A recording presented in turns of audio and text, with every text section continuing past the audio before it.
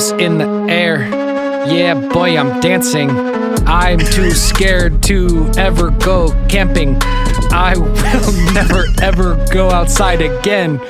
Not by myself and not with my friends. Hey! Hi, Ryan. Hey, Spencer. Yeah. What'd it do? Maybe if you could scream directly into your microphone more, it was people under. would have a better time. I went under. Or okay, over. I'm just going to turn you down a little bit, bud. Guys, after 100 and however many episodes of this, shit, Spencer should probably know I'm gonna scream into my microphone. And I'm too quiet. At some point. The whole program's cocked. You're too Deckard, bud. What's up, buddy? Hey, man. How you doing? I'm doing great. Are you? Yeah. That's good. It's good to see you. Thanks, dude. You look great. See you. Thank you. Yeah, you're welcome. I'm wearing shirts and stuff. I like that implication is that normally when we record this show, you are shirtless. It's happened. I don't think that's actually true. Speaking of 100 plus episodes, we've never recorded shirtless. We haven't. Andrew did. You know what? That's true. We did have a guest on at one point who was shirtless. Yeah. You know what I'd really love to do? I'd love to record episodes where our physical situation is different than normal. Like at your house? We could. Or in the living room? My office is finally set up. We're getting closer to it. But more so what would happen if we didn't say anything, but you and I just recorded shirtless for a whole episode? Would you guys be able to hear it in the way that we deliver the show? What if we did a standing up? Standing desks, man, all the rage. Ergonomic as fuck. Maybe. You want to you want to take your shirt off and stand for the rest of this episode and just see what happens? I don't know. You're welcome to. It will be awkward if I do it by myself. If I just stand up in this room shirtless without you. I think it's going to be pretty awkward either way, to be honest. Well, that's true. But there's really only one way to find out. But so at least if you we'd want be to bathing in the there. awkwardness together if we both did it. Yeah, it made it way less awkward when you started talking about bathing together, for sure. That helped a lot. Thanks. Hey, guys. How are you this week? Speaking of this week, Spencer and I separated for an important event in the last week. Guys, we're getting a divorce. Spencer and I was reminded of I saw a meme floating around the internet today. It was the guys from what's that fucking Comedy Central show with the two guys who work in the hospital? Anchors. No, great Scrubs. Scrubs. Yeah. And is that really what you were talking about? Yeah, it is Scrubs. Oh, wow. No, you nailed it. Okay. And the two main guys are talking about not on Comedy Central, but that's okay. Well, they syndicated it on Comedy Central NBC more than they ever played it on NBC. Okay. Yeah, whatever. Anyway, you were watching Scrubs for some reason. Anyway, all-time bottom 5 TV show, by the way. It was a meme. I did not watch it. I also did not like that show. Pure trash. But there was a scene where the two main dudes, the buddies, Zach Braff and the other guy, Donald Faison. That's the one. Thank you. They're talking about, hey man, this is how we agreed that we would raise our kids. And he goes, what are you talking about, man? We're not married. And he goes, I know, but we're a little married. I feel like after doing 103 or 4 episodes of a show together, we're a little married. When you guys said you wanted us to get straight to the content, you meant describe Scrubs memes over the airwaves, right? Welcome to the internet, my friends. I'm placing the internet inside of your earballs. Ryan, you said we had, speaking of getting to the content, exactly one voicemail that we needed to play. Well, no, I thought you said we can't play it. Oh, Jesus. There's still music playing, guys. Hello. Pro shit. I can say we had a listener leave a voicemail only for you. It's fair. That we were asked not to play on the radio on this show. But I can tell you that voicemail was from our newest What If correspondent, Matt, Heyo, who accompanied me to the Captured by Robots concert this past Friday night. And that is the event that the kind of married Spencer and I separated for. And Spencer attended with What If correspondent Matt. And I need to know what happened when you saw a robot rock band. So, first of all, about that voicemail, roughly halfway through their set, Matt goes to the bathroom and I'm standing in the venue watching the show. And about 45 seconds after he walks away, my phone starts ringing and it's the Skype number. And it's Matt literally calling our hotline from the bathroom? It's not synced to my contacts or anything. And so I just see the phone number pop up and I was like, 651 number. That's weird. And then local listener. About a minute later, I thought maybe like, I don't know, whatever. Somebody else locally knew that show was going on that night or something. Who knows? Sure. And then like a minute later, I get the notification that we have a voicemail and Google transcribes them. And I start looking at it and I'm reading it as Matt walks back up to me with his phone in his hand. He's like, oh yeah, that was me. Phenomenal. Yep. Phenomenal. But anyway. The content we will not share. The concept we have shared. It was a very personal message just for Ryan. Because Matt was filling in for him in that moment. Yes. But the show, it was, well, first of all, very well attended. Really? Almost like nearly sold out 7th Street entry, which means captured 150 to 200 people-ish. Yes. In a very small room. Yep. First thing I noticed. What do you think sound check is like for a robot band? So I wasn't there that early. Well, we came in during the opening band. Murph. Yes. Murph was pretty tight. That's great. Good for you, Murph. My favorite part about their set was like as soon as they finished their last song, and I'm just pulling my earplugs out, guy next to me turns to stranger next to me turns to the person he's with and he goes, "Yeah, it was all right." After watching this like 6-piece, 2 drummers, like just fucking chaos happening on the tiny ass stage at the entry, full mosh pit, all this shit for like the past 40 minutes. It was all right. I love the concept of that being like a viable music review. Mm-hmm. Yeah, it was all right. Yeah. So I stood here for an hour. I didn't catch sound check, but I did, because that stage is so small, you can't really backline anything. You just have to tear down the previous band's shit, set up your shit right before you go on. And the very first thing he sets up is a giant, probably like 4 feet tall by 8 feet wide banner, black banner with white text on it that just says "fuck." Yes. And then on the other, man after the sweary boy's heart. This stage, if you haven't been in the 7th Street entry at First Avenue, it's built like into the corner of the room. True. So it's an oddly shaped stage that kind of comes to a point in the back. So on one side, angled out at like 45 degrees, is this banner that says "fuck." On the other side of the stage, angled in the opposite direction, is a banner of the same size that just says "you." Awesome. And then sweet. So I was like, "Oh, fuck you. Yeah, great. Good. I'm on board with that message."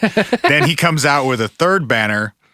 This one is smaller and it's square. It's maybe like 3 by 3 feet or something. Okay. And he puts that one right in the middle of the two that say "fuck" and "you." And it says "all of." So he plays his entire set with these 3 banners across the entire back of the stage. In total, they're probably about 20 feet across. It says "fuck all of you." That might be the most genius thing I've ever heard of. And that got set up before any of the instruments or the robots or anything. That was the most important piece of the show. I gotta say, there's something really beautiful about that, in that I love the mental thought process of a person who creates a 6 to 8 foot by 3 foot sign that says "fuck" and a 6 to 8 foot by 3 foot sign that says "you," and is like, this doesn't accomplish it enough. It's close. Fuck you. But... No. We need another banner. Not just "fuck you." That doesn't truly express the depth of my sentiment. Fuck all of you. "Fuck you" seems like it's directed at one person.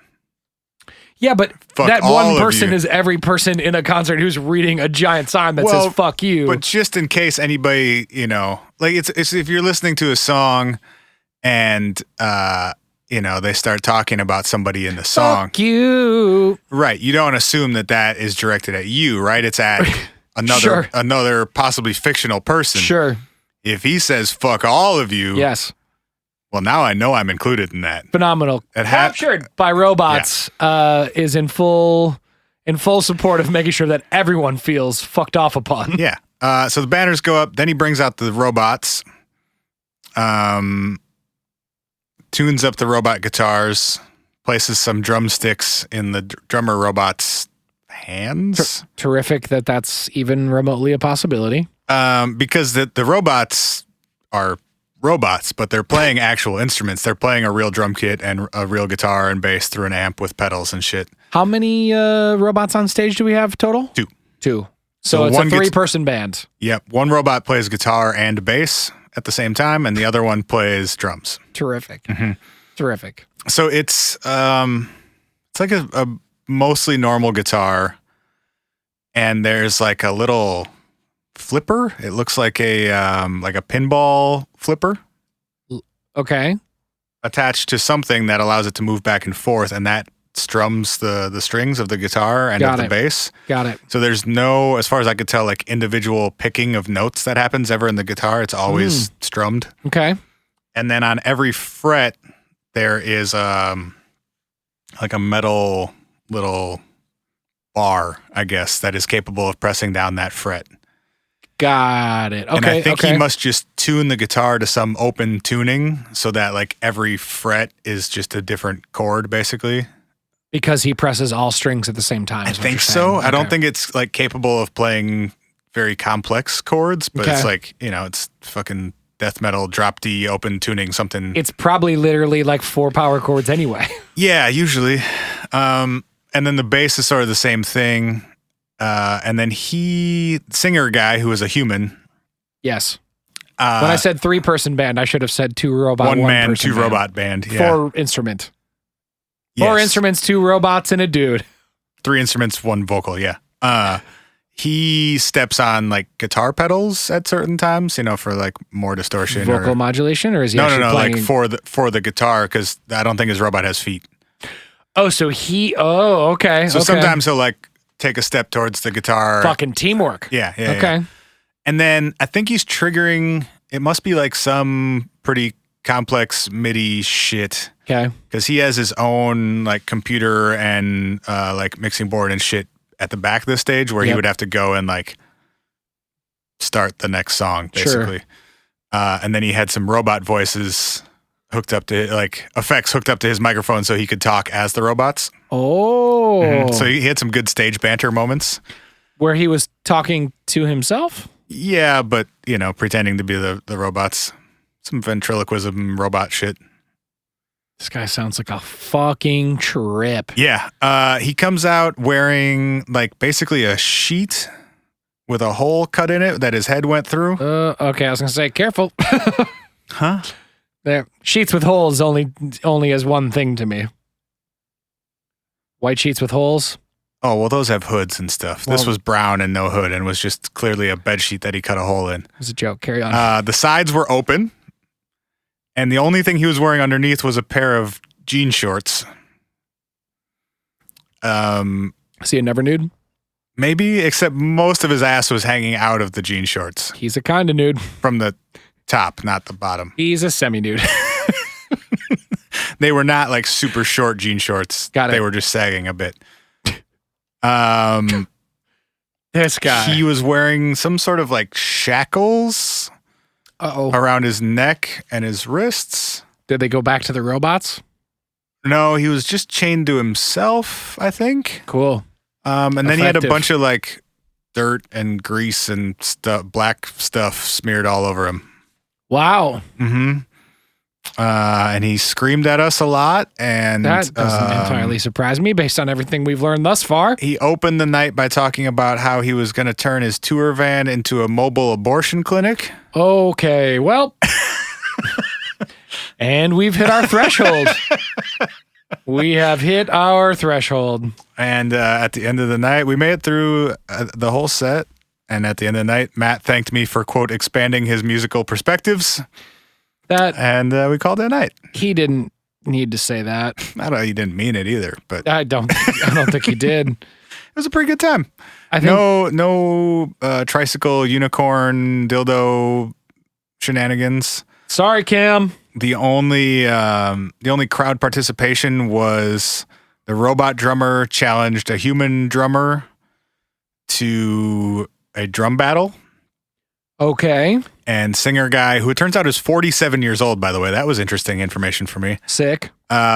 Brings out a bunch of like trash cans and trash can lids on stands and sets them up in the middle of the crowd and asked for a volunteer to play drums in this drum battle against the robot.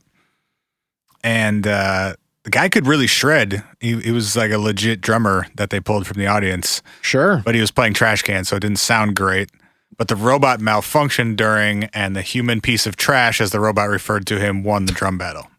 Wow. Mm-hmm. It was a pretty good night. It was worth my $12 for sure. I mean, yeah, dude. $12, no problem. Yeah. Apparently his last tour was called Your Future is Death, so he's not wrong. Yeah, most of the songs were about how we're all fucked and humans were made to suffer and mobile abortion clinics and so on and so forth. Well, it was a good time. I'm glad you had a great time. I'm not glad I missed it. I'm glad I missed it. I think he's still on tour. We could probably go find him. I'm fine. Okay. I'll be good. I'm glad you had that experience, though. He was playing Fargo the next night. Shit. Mm-hmm. Any listeners in Fargo? Holler at it. Wait. Well, no. Oh, too late. Like a few days ago. Damn. Yeah. I think he's still on tour. All right, just guys. Google "captured by robots" if you want to catch this weird shit that's going around the country. It's something. I tell you what. All right, Ryan. We spent too long Yeah, talking buddy. about robot bands. We need to talk about real things that people are here for. And what you might be here for today is... Bum, bum, bum. God damn! We're going missing, boys and girls, and anything in between. Is this part like 17 now of our What If You Disappeared series? Might be more. Okay. It might be more. But you know what? Part something. You know what? Motherfuckers be disappearing a little too much. You know, there's a lot of people out there, and there's a lot of places you can disappear to. If we can talk about it this much, I'm not going in the woods ever again by myself or with my friends, as stated in my early 4-bar freestyle. So I think our entry point to this, well, if we go way back, was the David Paulides missing 411 stuff. Yeah, our original What If You Went Missing episode was on that topic. The first couple of them were, yeah. Yes, first couple. It came back on my radar this week because I came across an article about the investigative services branch of the National Park Service, which, if you're familiar with the David Paulides stuff, or if you've listened to our 2 episodes about him and his missing Can-Am work, one of the things that he says started the primary thing that started all of his research into people who go missing, and specifically people who go missing in national parks, is that he claims the National Park Service doesn't keep any list or any record of people who go missing in the parks.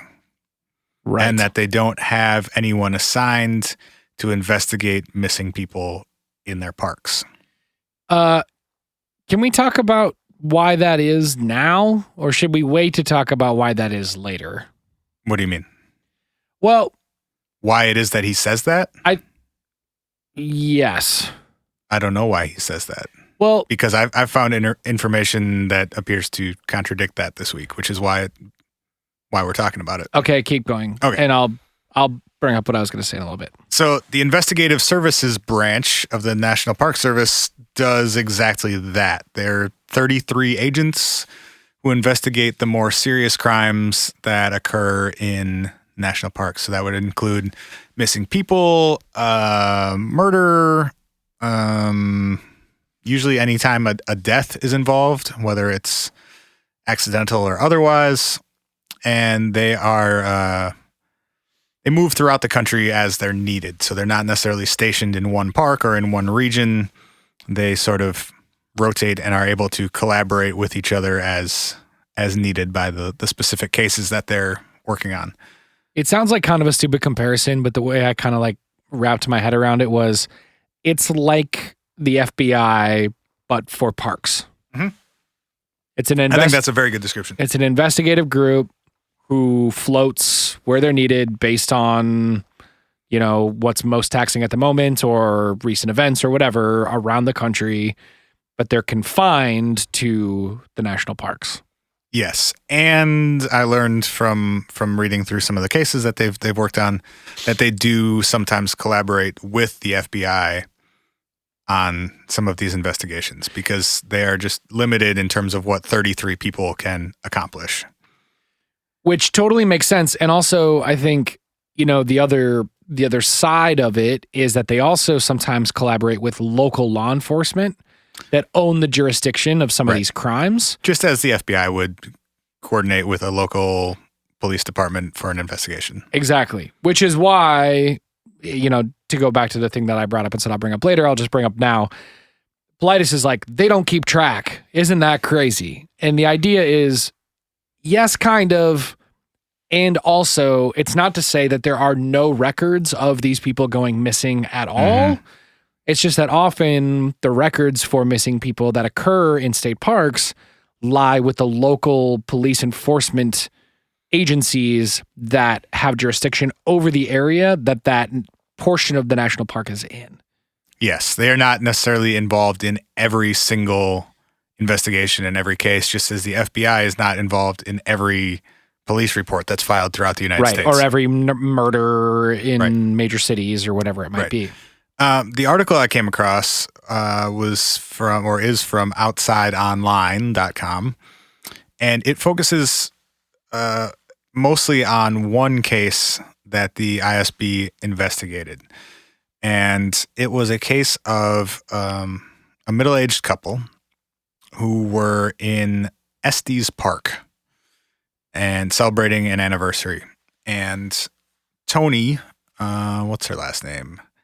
Henthorn. So it was Harold and Tony Henthorn.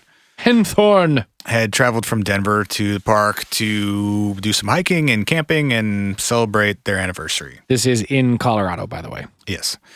At about 5:55 on September 29th of 2012, Harold Henthorn places a 911 call saying that his wife has fallen from a ledge, and that she was alive but unconscious, and that he needed help right away. I'm sorry, I missed this. What year is this again? 2012. As he's waiting for first responders to get to him, and this takes a while because he's pretty far out there, he builds a fire because it's now starting to get dark and cold, and starts sending texts to friends and family before his cell phone dies, saying, here's where we are, here's Tony's condition, just FYI, I'll update you again when I can. Can I just pop in really quick? Mm-hmm. I just want to remind everyone who's listening right now is that there is a very specific place where it doesn't get cold, dark, dangerous, and your phone doesn't die, and that's your house, so never leave it. That's terrible advice. Just stay home, and none of these things will happen to you. That's terrible advice. And if we get to the end of this story, there's an even simpler way to avoid this situation. Well, also this. But also, I'm going to stick with my take and never leave Well, my then house. your life is going to be boring, and you won't know the joy of the great outdoors My life is dope, and I do dope shit. that the Lord and Savior Jesus Christ has created for us to Whoa, enjoy. God, what in the what? What the fuck? This podcast changed dramatically. Long con, baby. Ryan, you'll find peace in this world if you just accept Jesus Christ. What in the fuck? I just thought after all of your horrific biblical misquotes last week, I feel like you may need to re-accept our Lord. You know what? Into I'll your say heart, I was close, into your body, and our into your listeners life. acknowledged that I was close, but Were you? also wrong. Were you? I dropped some J names. They were close. Anyway. I'm no scholar. Carry on. About 2 hours later, EMT and a park ranger arrive, and they see Harold, quote, feebly attempting chest compressions on his wife. And the EMT, when he arrives, comes to the conclusion that his wife has died and probably has been dead for a while. So Harold and the EMT hike out, and the ranger stays at the scene with the dead body overnight, which, shout out to park rangers for having to do work such as that and performing it admirably. Whoa, Yeah. boy. Yeah, you want to camp overnight by yourself in the middle of nowhere with a dead body. That's your job today. Have fun.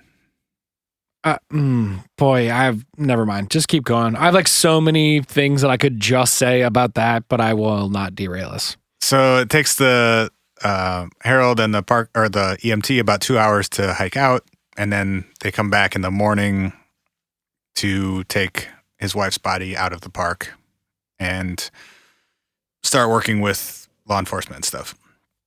So at first, this is treated as an accident. She fell, she died. Tragic, sucks. Also, it happens. People do die in national parks due to accidents, and oftentimes falling is one way that happens. Yes.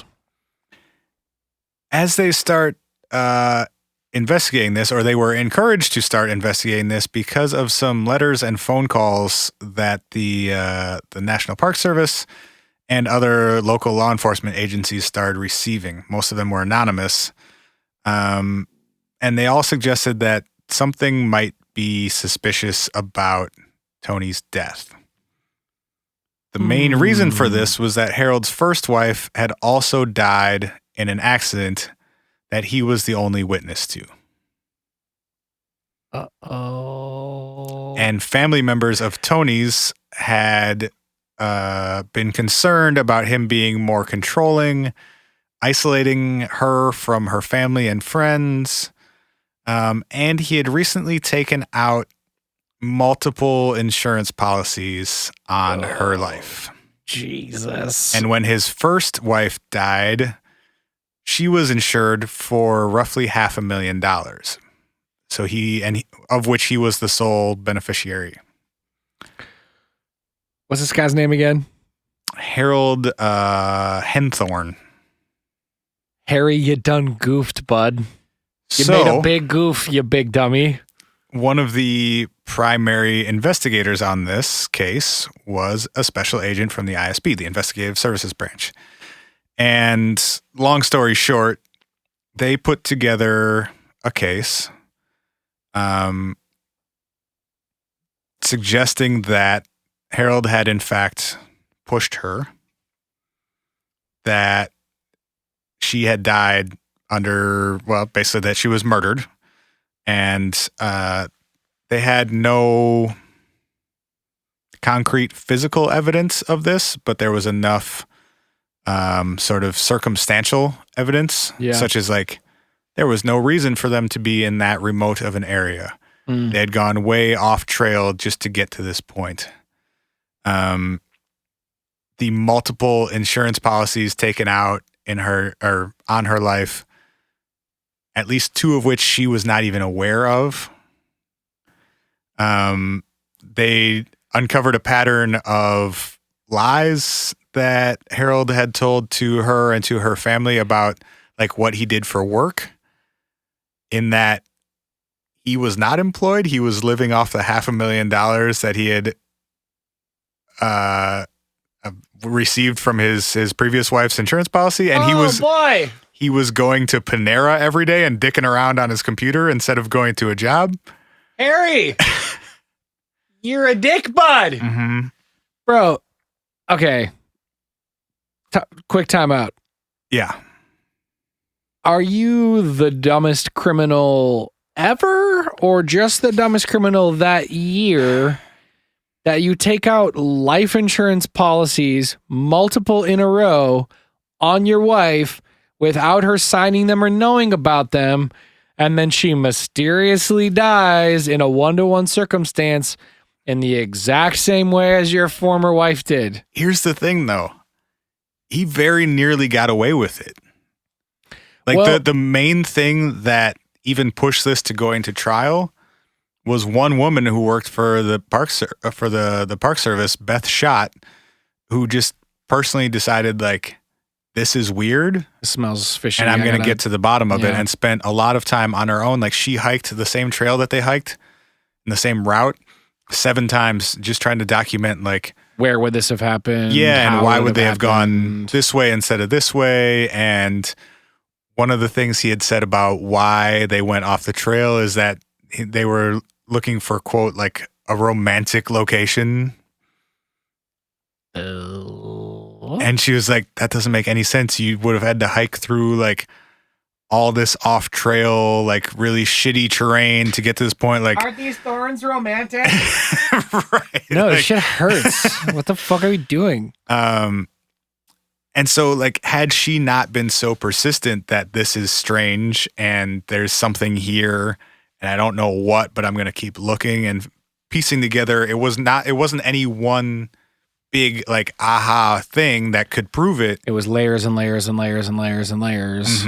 And it was, even after all that, barely enough to convince a jury to convict because it was all circumstantial and no one piece said, yes, absolutely, it was enough overwhelming amount of small things that all kind of pointed in the same direction. Yeah, and I think too, you know, one of the reasons that I personally think the well, we don't have to get into this too aggressively right now, but like one of the reasons I think that the David Paulides sort of take is, isn't it strange and inconspicuous that all these people are dying in national parks, is sort of fucking goofy, to be frank. Okay. Is because it doesn't seem all that fucking goofy to me that people die under like sort of like extra circumstances. There's fucking water and there's cliffs and there's weather and there's all this shit without cell phones and electricity and heat and food and all these things. Like, it makes kind of total sense to me that people die or disappear or whatever in these circumstances, and we don't always know where they go. But like, I think to your point, part of the reason he might have gotten away with it is because it's like, yeah, dude, you're in national parks. It's actually really quick in my notes. It's hang on. 84 million acres of land in the United States, some of which is the most difficult terrain that exists in the country. It's almost a quarter of the landmass of the United States. If you soldier into it, there is a chance that it might be tougher than walking to Whole Foods. Yeah. And when you start looking at where a lot of the disappearances and deaths happen, a lot of it is in the West, where you have a lot of tree cover and difficult terrain. So if you're searching from the air, you're not going to be able to find somebody easily. You have elevation. If you're searching on the ground, it's going to be hard because there's lots of, the terrain is just more difficult. You have oftentimes like very severe temperature fluctuations throughout the day. And then when you factor in on top of just the size and the scale of the parks, 280 million people annually visit national parks. Right. And where does... You want to take a guess at how many people die annually in parks? Wait, what did you just say? 280 million people a year? Mm-hmm. That can't be true. That's like 3/4 of the population of the United States. It must be 280 million visits. Okay, so some people go multiple times, and there are people, I guess, from... Also, yeah, of course, there's people from... Also, tons of international visitors. Tons of like international millions visitors. and millions of international visitors. Because we do have an internationally renowned national parks program. And I have stats on international visitors somewhere too, but like just from the UK, and this is a lot of this data is kind of old because it's not taken every year. But even in 2003, there were 4 million visitors just from the UK. to the national parks. Jesus. Another 3 million from Japan, almost 1.5 from Germany. Got it. So So directionally accurate would be like 50% of that traffic is probably international. I don't know. Plus, I'd have to look, but I would it's a imagine you have significant tons of people percentage. who are doing national park trips where they go visit 10 of our national parks in one road trip or whatever it might be. Yeah, it's probably not 280 million unique visitors, but if I were to go to take a West Coast road trip and hit 6 of them, I'd probably be counted 6 times. Right. Yeah. If a million people do, or 10 million people a year do 10 national parks in a year, that accounts for 100 million of those visits. Sure. Or whatever. So to be safe, let's call it 280 million visits. You want to take a guess at how many deaths there are annually? How many total deaths are documented in national parks every year? Per year. What number do you have? Last year? Or do you have every year? I have 2005 through 2014, but it doesn't fluctuate too much. I mean, Let's say we'll say in 2014. Qualifying question. Yes. Is a death, at what point does a disappearance become a death? As in, is a missing person who has no body has been found ever, is that considered a death or is that considered a disappearance? I believe that's considered a disappearance and would not be counted in these statistics. So as in, you died, we know you died, there was a body rescued from the death. We can confirm a death. I don't know about rescued, but yes. Well, confirmed, not rescued. This is confirmed deaths, so not including disappearances. Okay. Man, I honestly don't think the number's that high. 100? Couple hundred maybe? 140 in 2014. Holy fuck, I kind of nailed that right down the middle. Puts your odds at roughly 1 in 200 million, or 2 million, sorry. 1 in 2 million. Sure. Chance of dying on any individual visit to a national park. Sure. Which is not bad. No. I bet a lot of things that we do more frequently have higher fatality rates. I would imagine that there is a very specific group of people that are at a significantly higher propensity for issues to arise. Okay. Who would that be? I mean, like, I think there are Drunks. a lot of, I mean, honestly, yes. Like people who show up to national parks and fucking, you want to drink a fifth of whiskey on top of a mountain. Like, cool. Yeah. Bet that's not going to go well. So along those lines, the most common cause of death in national parks? It's got to, wait. Do you have the rank stacked list? I do. Okay. I feel like the top 2 have to be like, do they have like bodily injury? Is that like falling or breaking a leg? Falling or is listed. They don't like drowning has got to be the other one or the other top one. Drowning is number 1. Which like falls are sure. Like falling, not like waterfalls, is number 3. Oh, what the fuck would be in between there? Car accidents. Oh, damn. Right? That's fucked up. Well, I mean, it's true. you got to get there. And you got Driving conditions you're probably not used to. and you got tens of thousands of miles of road that weave through those massive parks. Mm-hmm. Totally makes sense. Often probably driving vehicles that you don't drive regularly. Or driving at night. There's absolutely no streetlights. There's less signage than ever. And along the lines of your first thing about drunks, like that probably plays into both drowning and vehicle accidents. And falling. Yeah. Probably all of the above, honestly. And these are all like, these are less than 100 per year, obviously. Suicide is 4th. That is depressing, but also kind of totally makes sense. Mm-hmm. And is not something that is ever discussed in the missing 411 stuff. Is like how much of this could potentially be intentional?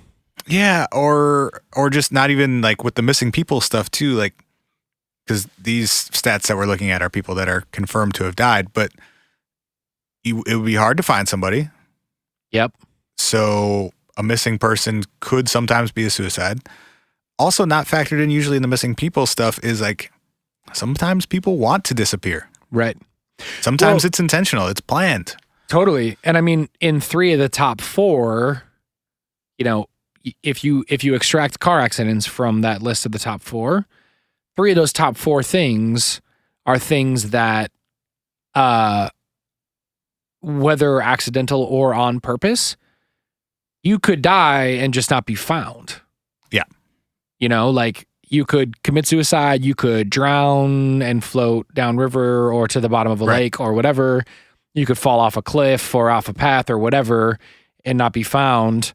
Those are all ways that you could, quote unquote, disappear in a national park that would be,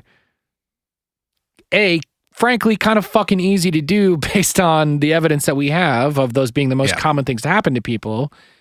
And again, like, frankly, we're talking about a quarter of the landmass in the United States. If we don't find you in that quarter of a landmass in the United States, I'm not super fucking shocked by that. So one of the specific cases that I want to talk about, there was a 2-week-long search that involved over 100 search and rescue workers and spent over $50,000 and used multiple helicopters. And it was very thorough. Yep. Park Services reported that, or estimated that in that 2-week period, they had covered roughly 3% of the area in which it would be plausible for this person to be. Yikes. And I think, like, one of the things too that, going back to the Paulides take that they don't keep track or whatever, that they're, like I think in some of the, whether inferred or insinuated or not, I think the take that he seems to put forth is it's nefarious in nature. Or it's a cover up of some kind. Yeah, or they don't record it because there's something else going on that they know about. Bigfoot. I mean, well, there's that. What's the hang on, I have a quote here there's a great Motherboard article that I found as we were talking about this. And this is going to relate back to my point here. Is this the Vice article about Paulides that then transitions into generally talking about people missing in parks? Yes. Great, because the main case that they talk about in that article is the one I want to talk about next. Hang on. I'm trying to find... God damn it. I'm trying to find this one. Okay. Here it is. So this is from his first book, From Missing 411, Western United States and Canada, Unexplained Disappearances of North Americans That Have Never Been Solved. Paulides says, quote, I sat in my room at the lodge and listened to the ranger tell me about a series of missing people inside our national parks. The ranger stated that the events were very unusual. Many people were never found, and the Park Service was doing everything possible to keep a lid on the publicity surrounding the missing. He explained that non-law enforcement employees weren't privy to all the information, but that the upper echelon law enforcement supervisors inside the Park Service were concerned about the numbers and certain facts surrounding specific cases. So the very direct insinuation there is that there's something going on that's trying to be covered up. Yeah. And I think what I'm kind of positing, and we'll get into this case that is the topic of this article in a second, but like, I guess what I'm positing is that could very possibly, if not very probably, not be nefarious at all. It could just be straight up, yeah, dog, we didn't have $7 million to spend over the course of 6 months to cover every single acre of landmass that in the 48 or 72 or more hours that this person could have been lost on their hike could have possibly made it to. So they disappeared in the wilderness. And the national parks just do not have the funding. It's not even a choice that we don't want to assign our funds to that. It's we just straight up don't have the funds, whether we want to or not. You don't have the bodies. You don't have the. I don't mean bodies like fucking dead bodies. I mean, you don't have the manpower, the human power to go walk into the woods with groups of people on a daily basis to look for where did you fuck off to? Right. Did you intentionally fuck off? If you intentionally fucked off, that's 100 million times harder than somebody who accidentally fucked off. So what I did was I went through this list of cold cases that the ISB maintains on the nationalparks.gov website. Which, go ahead. Which I did not pay millions of dollars to access. It is available freely on nps.gov. In comparison to Paulides' take, though, it is quite short. The list is quite short. Correct. Yeah, I don't know if it is intended to be a comprehensive list or if this is just a notable list, prioritized list of these are ones that are still being somewhat actively pursued, or these are some of the some of the more significant ones somehow. I was going to say like potentially the most suspicious in some ways. A lot of them were ones that that were covered in the media a lot. So maybe it's a list of ones that they frequently get asked about. I don't exactly know. For what it's worth, the list on the nps.gov site for cold cases has 27 separate missing persons cases that go back to as far as 1969. So I went through those 27 and pulled out 3 that were also covered in David Paulides' Missing 411 work, either in books, on his website, in interviews, or in some of these cases, all of those places. And just out of curiosity, do you have any sense as to whether he found out about them through that website or whether... I don't know. Okay. Some of these were pretty... The one I'm going to talk about, the Stacey Arras case, was pretty highly publicized in the media and was very close to where Paulides was living and working at the time. Oh, I didn't know that part. I did look into the Stacey Ann case. I did not know that was part of it, though. So this happened in Yosemite.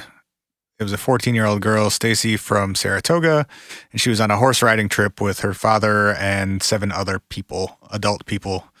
7 other, or was she the 7th? I found 7 others, okay. But it may have been 7 total. I'm not sure. Never mind. That's all good. Anyway, at the time, Paulides was working in law enforcement in San Jose. So it would have probably been on his radar. Do we have confirmation of that? I spent a fair amount of time in the last couple of days trying to find confirmation of that. So Paulides claims that he graduated from college in, I believe he says 77, and began working in law enforcement first in Fremont, California, and then a few years later in San Jose. And he says he retired after working for 20 years. Yep. Which would have put him retiring in 1997. First of all, it seems a little weird that you're retiring at 42. I don't know what that would be about. The information I could find, which was hard to confirm or corroborate, there is a David Paulides who retired from the San Jose Police Department in 2000 and I believe 11. Which doesn't really line up with his story, but also seems odd that there would be another David Paulides working for the same police department that he claims to have worked for. But also, if you personally claim that, why would you claim to have retired from that agency 10 years before you actually did? I don't know. The other thing that could be related that I also found is that there was a David Paulides working for the San Jose Police who was charged with, I'm not going to remember the specific crime.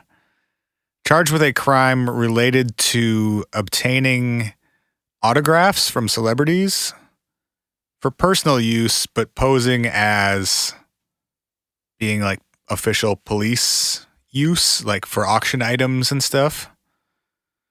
What? So he was writing to celebrities on San Jose PD stationery, requesting signed photos, autographs, whatever.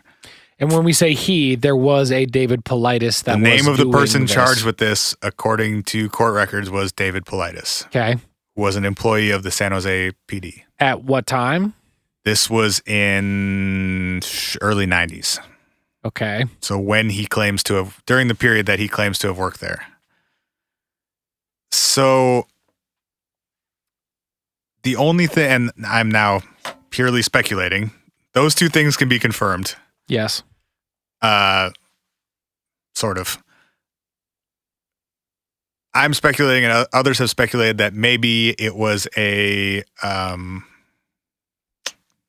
if this is the same person who both retired in 2011 and was charged with this crime in the mid 90s, and is the David Paulides who writes the Missing 411 books, if that's all the same person, perhaps when he was charged with that, it was sort of a forced resignation, or he was fired, or he quit.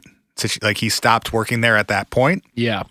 And then in 2011 was granted some sort of retirement, pension or retirement benefits For that may have been previous service. delayed for some reason. Got it. As in you can't, well, That's the only way I can think of that all three things could be true. and also, again, continuing to speculate here, but based on what we do and don't know about the Paulides who writes the Missing 411 books, he would be in his like early 70s at this point. Let's see. If you 70-ish. graduated from college in 77, you would be at the youngest 21, 22. So we're now roughly 40 years removed from that. No, so you'd be like in his early 60s. Mid 60s, maybe. I mean, if he graduated at 22, he would be 63. So possible that when Man, you're that dude doesn't look 63. older or younger. I would have guessed he was younger. I would say from the very He also- close cop face that I got when I got yelled at for taking an iPhone photo at an alien conference in fucking Colorado, I would venture the guess that there's a lot of just for men going on in that fucking In that goatee. that head and that face. Yeah. That's fair. That's fair. Cop face had some hair dye going on. Okay. Anyway, back to this story. 14-year-old girl is on a horse riding trip with... Oh, wait. What? Sorry. The timing thing, I was just going to close that thing. What I was trying to say was... Started telling this story like 10 minutes ago. No. I'll give it to you in 1 second. Just if you were in your late 50s, that would be a normal time to start collecting a pension. Oh, sure. As in yeah, that would have put him at like 55. 57 or 55 or whatever. 7 years ago, probably 55, yeah. So that would be like a very specific and normal time for you to start collecting a government pension. Yeah. No, that makes good sense. If all of those things are true. Mm-hmm. Okay. This is 1981. 14-year-old girl, Stacey, goes on a horse riding trip with her father and 6, maybe 7 other people into Yosemite. They're riding for a few hours and they stop at some cabins at something called the Sunrise High Sierra Camp. And they were going to stay there for the night. They were done riding for the day. They were going to stay overnight and then continue riding the next day. Sure. So they get in sort of late afternoon. Stacey cleans up, changes clothes, and goes out for a walk with one of the other people on this trip. His name is Gerald Stewart. He was in some places reported as being 71 years old, and in some places reported as being 77 years old. I'd say old enough to... An older gentleman accompanies her out on this walk. She takes her camera with her, and she says she's going to go take some photos of a nearby lake. Yes. So she's 14, so adult goes with her. They walk out a few hundred feet away from the cabin, and everyone else, the other 5 or 6 people in this party, all reported seeing the two of them walking away from these cabins. Yeah, downhill. You got a good vantage point. They're walking away. So this older man, Gerald, sits down on a boulder, and Stacey says she's going to walk to a nearby lake to take some photos. The version of it... Sorry, go ahead. It's not clear which lake she was referring to. Yeah, I read this too. There's one that was only a few hundred yards away, and there was one that was about a mile and a half away. Right. And sorry, just to add a quick thing, like the version that I read was that Jerry was basically like, hey, I'm either 71 or 77 and I'm a little tired right now. Been riding all day. You've been riding all day, been a nice walk, but I think this is kind of my limit. And she was like, cool, no big. Like she was 14, right? Yeah. I'm 14. Like you're a young teenager, but you're like capable enough to be like, I'm going to soldier forth You're a little fine bit. on your own for a few minutes. Yeah. I'm going to soldier forth a little bit and take some photos. And he was like, cool, I'm going to rest here until I feel good. And then I'm going to head back. So he and at least a couple other people in the party watched Stacey walk down towards this lake, the closer of the two, go behind a stand of trees and disappear. Not like vanish into thin air, but they see her walk into the stand of trees. No one ever sees her again. Right. Gerald waits for, I don't know, it says a while. And then when she doesn't come back, goes back to the group and says, hey, I don't know where Stacey is. We should probably go look for her. The thing about it is, depending on the lake that she was headed to, like, it doesn't make much sense to me that if she was like, hey, I'm going to go walk and take pictures of, and I can't remember what the mile and a half away lake is. Sunrise Lake. But like, he wouldn't have, if that's where she had communicated to him where she was headed, he wouldn't have sat there and waited. You're not, while someone walks a mile and a half there, takes photos and walks a mile and a half back. Well, it's I'm possible, not sitting on a rock for, 2 hours. It's possible that she didn't say. It's possible that she said, I'm going to go to the lake and take some pictures. He may have thought that meant the one right there. She may have meant the one a mile and a half over there. I guess I just feel like when you're in that type of situation, that would be something that would be like extremely crucial to communicate about. I don't know, man. A 14-year-old in the 80s is probably pretty independent. Yeah. I'm not going to be worried about the minute-to-minute location of a 14-year-old, especially somebody who seems like they were pretty comfortable in nature and like. No, totally. I kind of mean it in the opposite direction, as in like, I wouldn't tell the 77-year-old man. Yeah, 14-year-olds are dicks. They don't care about other people. Sit, I'll be back in 2 hours, Grandpa. Totally sounds like something a 14-year-old would do. I guess. Or they wouldn't think about it until they were halfway there. Like, yeah. Oh, I wonder if his old ass is still sitting on that rock. Dude, have you ever known 8th graders to be considerate of others? Like, ever? Oh, Jesus. Yeah, 8th graders are the worst. God, middle school was the worst time to be a person ever. Kids are the biggest dickheads in like 7th to 9th grade. When I have kids, I'm just going to homeschool them for like 3 years. You are 3 years. Full of horrible ideas today. 3 years. You're going to homeschool your kids and you're never going to leave your house. Bro, that's how you end up living in the suburbs and being boring and having kids. I won't. I mean, I'm going to spare the religious groups, but. I don't know where that was headed, guys. A little too far even for me. You lost the plot, guys. No, I had it. I'm just not sharing the plot. All right. Anyway, after you keep your shitty plot, you mean man. it was just mean. It wasn't gonna be funny. It was just mean. The group goes and looks for her. They don't find her, and now it's starting to get dark. So in the morning, they go to the Park Service and say, "Hey, we lost an 8th grader. Please help."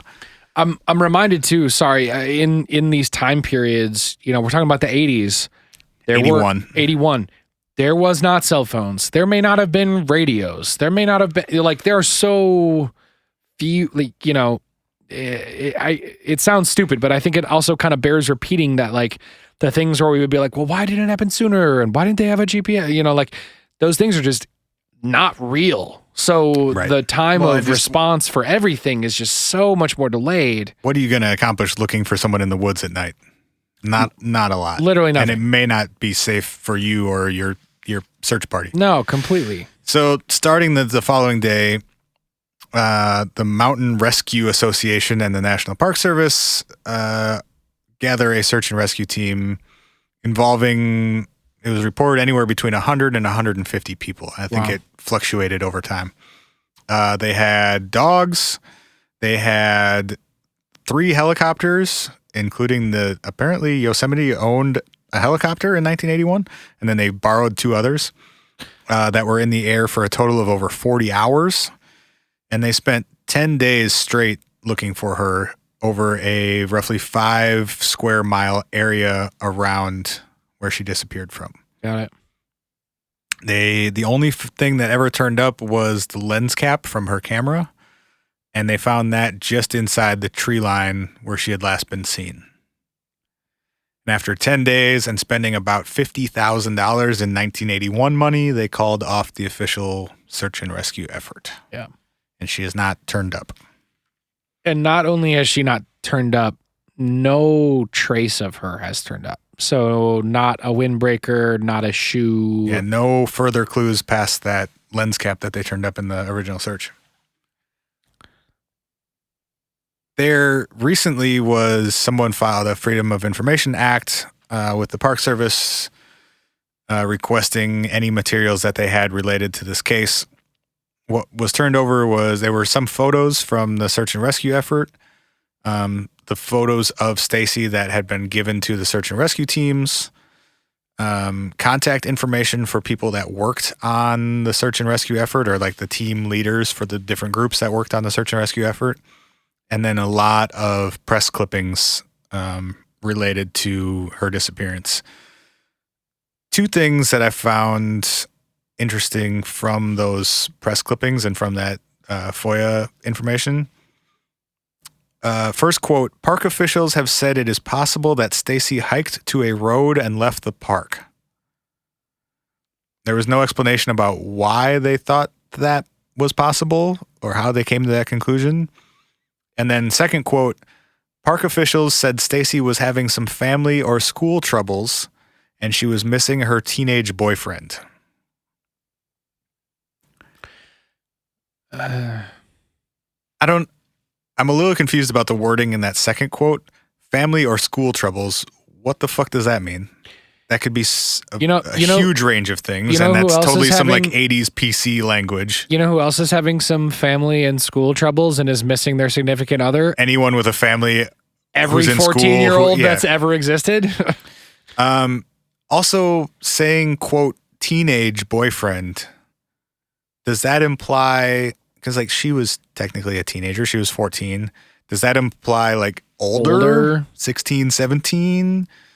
Does that imply someone who can drive? And is it related to them saying she may have hiked to the road and left the park? And are all of these implications just designed to be a little bit more like give people a less scary explanation? Mm-hmm. Yeah. It's impossible to know. And those are the only 2 times that those things are referenced in all of the materials I could find. Also, is it possible that she got anywhere near a lake and slipped or fell or attacked by an animal or pulled into the water animal or attacks, lost or... turns out are super rare.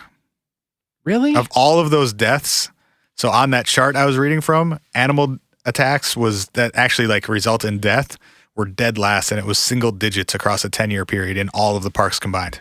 But maybe... Also, I think they're pretty obvious when they happen. Right. Like someone reported seeing... Because you make people bleed and you shred their clothes and... Or you find someone's head. Ooh, which happened in one Brody. case because a mountain lion took the rest of the person and left their head. Oh, double Brody. Not good eating human head, apparently. Yeah, not a lot of muscle there. There's blood. There's like signs of struggle. There's usually clothing ripped and left behind. There are body parts, heads left behind. I suppose, yeah. And they happen less than once a year. I also feel like, the truer one for me is like, I'm just going to stay behind to get this sunset shot. And all of a sudden you go, oh, fuck, it's very dark. No, this is the path. I'm definitely on the right path. And then you walk for an hour and a half thinking you're coming up on the campsite. And really what happened was you had already walked down to the lake and then you walked 3 to 5 to 7 to 10 miles in another direction. Then she would have been fine overnight, though. It's July in California. Not saying she would have died, but like you're no less lost the next day, and maybe. But then what happens the next day? You don't get to a road, or like you die before getting to any other person in the national parks. Maybe they're fucking giant, man. I can see a 14-year-old for and sure. Then in the next 27 years, no one ever finds your body. But they stop looking. Well, sure, but millions of people go to Yosemite every year. Yeah.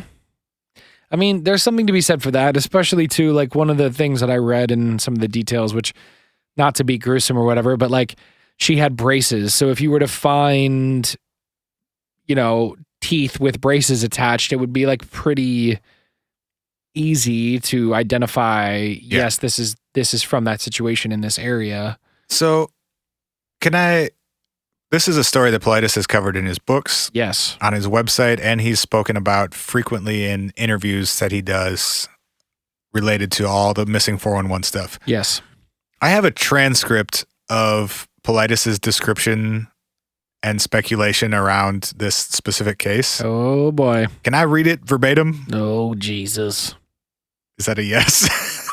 I'm nervous, but I'm here for it. Okay. Is that our first sounder of the episode? Holy shit, buddy. See, this is what I'm saying. Now I did too much research and I've just been talking the whole time and we haven't had any good jokes. No, it's not the first one actually. You had good one jokes. earlier. 2 sounders. Oh, I've made Why some are you being great so jokes. lazy, my boy? Don't even worry about Come it. on, man. Okay, go I'm ahead. speaking for myself. No, you're good. No Go ahead. jokes. Okay, this is Paulides on a radio appearance speaking about this case. Stacey was 14 when she went on a horseback trip with her dad and 7 other people in the Sunrise Meadows area in Yosemite. And what happened was her dad, her, and this group of people all got on horses and they rode for 6 or 7 miles into the backcountry. They stopped at a series of small cabins. They got out, went in, cleaned up. Stacey told her dad she was going to go outside and take some pictures with her camera. There was a 71-year-old man that was on the trip, and he was sitting on a boulder about 100 feet away, and she told her dad, hey, I'm going to go sit with this man and take some pictures of the view out over this lake. Her dad and everybody there saw her go walking over to this boulder with the man, take these pictures, and she told the man that she was going to walk down the hill 100 yards to the lake and take some pictures of the lake and be right back. Everyone saw her leave the man. The man continued sitting there. They were at about 10,000 feet in elevation. She walks down this boulder field into this tree-lined area around the lake, and that was the last time she was ever seen. Fucking boulder field. She never came back, and there was an absolutely massive, massive search for the girl. He goes on, but I want to pause there for a second. So 6 or 7 miles into the backcountry, could not be confirmed anywhere. And other reports I saw said 3 to 4 miles. Okay. So he's potentially misquoting the distance that they had rode that day. Appears to be exaggerative in nature. Yes. And then when he says that she told the man she was going to walk down the hill 100 yards to the lake and take some pictures of the lake and be right back. That information was not reported anywhere that I could find. Other than his anecdotal version of the story. Right. So in none of the press clippings from the time, none of the FOIA information on the park's website, none of those places reported her saying that she was going right to that lake 100 yards away and that I will be right back. That was not reported anywhere else. And then the stuff about the boulder field and the elevation. He's implying that those things are somehow related. We have no idea if those things are related. Those are just stuff that he's saying. Also, so what that they're at 9,000 feet of elevation? So what that she walked through a boulder field? Also, nowhere is it reported that she walked through a boulder field. Yeah.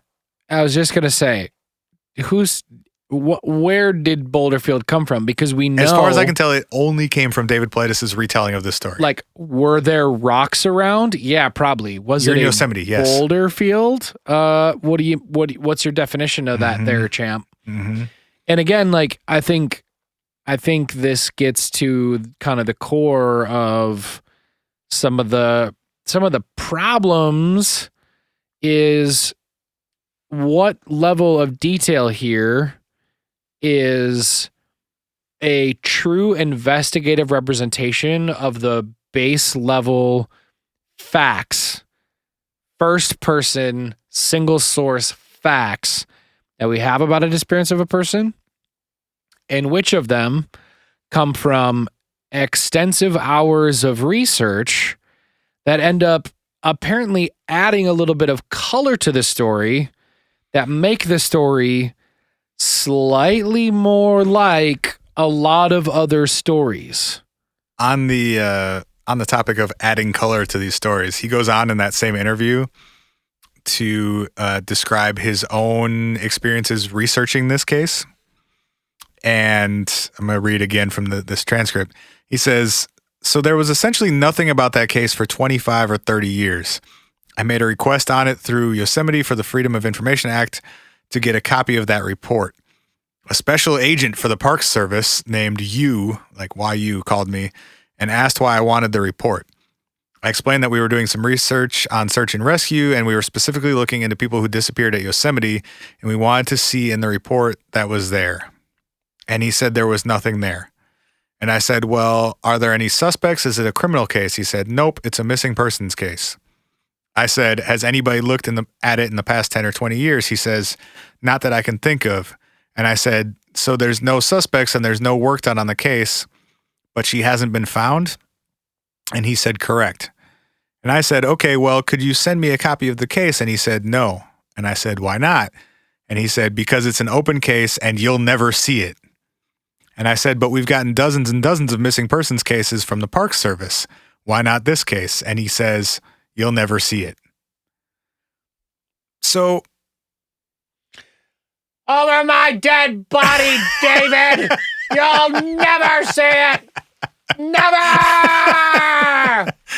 in that statement, he's saying the Park Service has given us dozens and dozens of cases, while also participating in this vast conspiracy to extort me out of millions of dollars to get these reports. What a fucking turd. Like, it can't be both, right? Yes, it absolutely cannot be both. And also, I Googled her name and FOIA, and literally the first result is the Freedom of Information Act materials that the Park Service released and hosts on their own website in perpetuity as a fucking PDF. Well. What? Well.